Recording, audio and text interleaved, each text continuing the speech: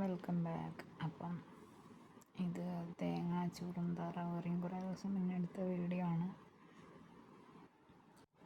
അപ്പം കിട്ടിയവൻ്റെ വക താറാവ് കറി വെക്കുന്നുണ്ട്.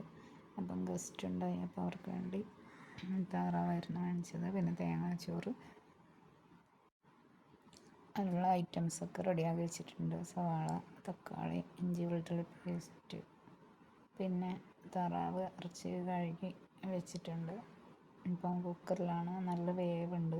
പിന്നെ നമ്മൾ നാടൻ കോഴി വെക്കുന്നതിനേക്കാളൊക്കെ നല്ലോണം വേവുണ്ട്. അപ്പം 5-8 വിസിൽ അപ്പിക്കണം. അപ്പോൾ അതിന് വേണ്ടി ഇറച്ചി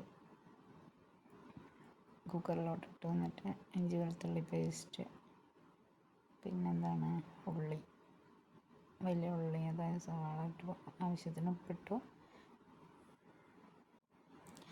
തക്കാളി ഇട്ട് കൊടുക്കുന്നുണ്ട്. പിന്നെ പൊടികളൊക്കെ മഞ്ഞൾപ്പൊടി, മുളക് പൊടി, മല്ലിപ്പൊടി, ചിക്കൻ മസാല, എല്ലാ പൊടികളും ഇട്ടിട്ട്, കുരുമുളക് പൊടി, ഇതൊക്കെ ഇട്ട് ഒരു തുള്ളി വെള്ളം ഒഴിച്ചിട്ട് കുക്കറിൽ ഒരു 5-6 വിസിലിന് വേവിക്കുന്നുണ്ട്.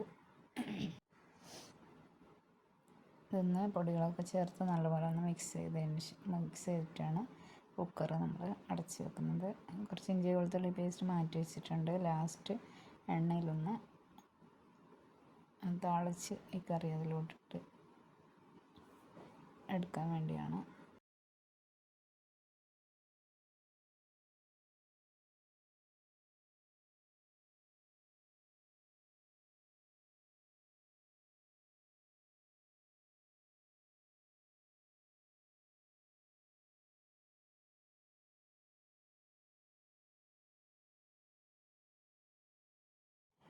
പിന്നെ തേങ്ങാച്ചോറ് കോട്ടയത്തെ നമ്മുടെ നാട്ടിലൊന്നും ഇല്ല. കോട്ടയത്ത് ഇത് സാധാ വെറും ചോറ് വെക്കുന്ന അരി, എന്താണ് കുത്തരി ആ അരി തേങ്ങാപ്പാലിൽ ജീരകമൊക്കെ ഇട്ട് അങ്ങനെ വേവിച്ചെടുക്കുന്നതാണ്